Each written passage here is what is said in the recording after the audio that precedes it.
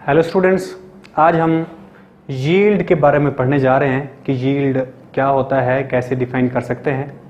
Lecture full आप लोगों के सामने है। सबसे पहले देखेंगे इसकी डेफिनेशन, उसके बाद देखेंगे टाइप्स, उसके बाद देखेंगे कि व्हाट इज परसेंटेज यील्ड। बहुत ईजी सा टॉपिक है, हम इनको स्टेप वाइज डिस्कस करते हैं। सबसे पहले इसको डिफाइन करते हैं कि व्हाट इज यील्ड। डेफिनेशन,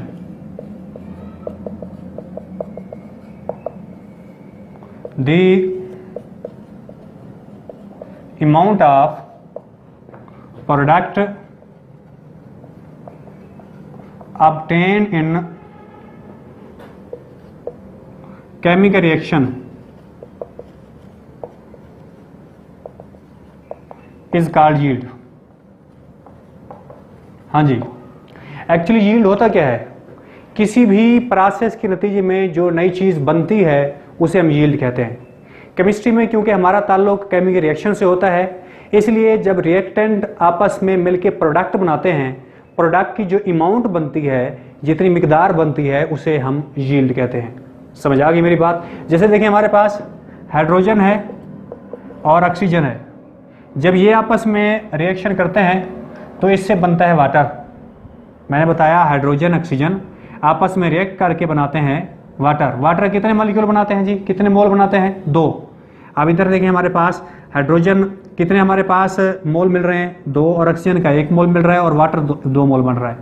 अब जो मिकदार वाटर की हमें मिल रही है, जो वाटर की मिकदार बन रही है, इसे हम नाम देते हैं यील्ड। यानी किसी भी केमिकल रिएक्शन के नतीजे में जो अमाउंट बनती है प्रोडक्ट की, उसे हम यील्ड कहते हैं। क्लियर हो गया? अब इसके बाद है दूसरा स्टेप है हमारे पास types of yield. Types of yield,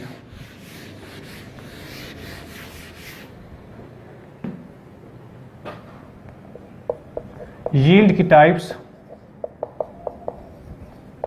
basically there are 2 types of yield. एक को नाम देते हैं एक्चुअल यील्ड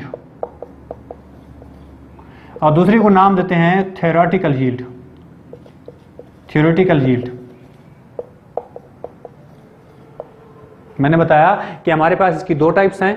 सबसे पहली टाइप है एक्चुअल यील्ड। अब एक्चुअल यील्ड कौन सी होती है, थ्योरेटिकल यील्ड कौन सी होती है?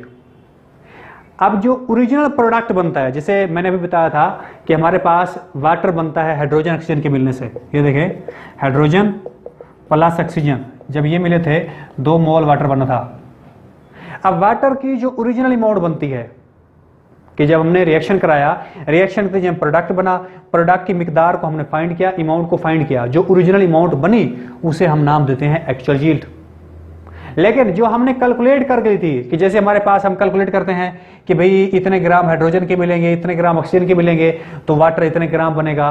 तो ये जो पेपर वर्क के जरिए फाइंड करते हैं, कैलकुलेट करते हैं बैलेंस केमिकल इक्वेशन के जरिए, उसे हम नाम देते हैं थ्योरेटिकल यील्ड। समझ आ गई मेरी बात?